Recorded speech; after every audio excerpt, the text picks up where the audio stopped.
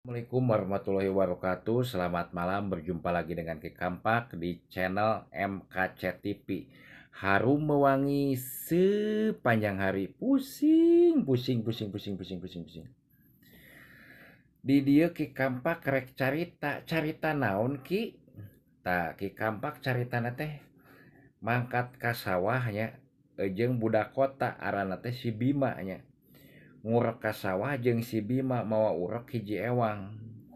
Biasa neangan epan make bangkong, talian dibeungkeut make benang, lelempangan mapai galang neangan liangnya.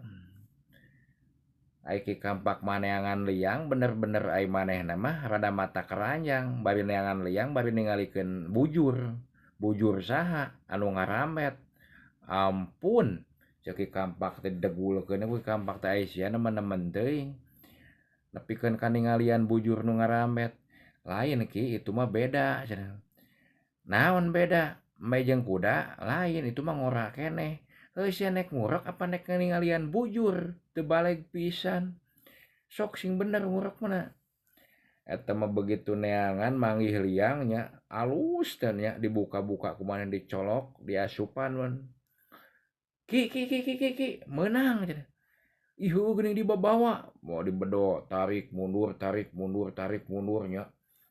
Begitu dibedokana berean heula, begitu ditarik set ka luhur, dibedoh deui geus katemong huluna eta, tarik ka luhur net bedoh deui, begitu diangkat teh naon oray gibug, boboraah dicokot langsung dibantingkeun ku manehna.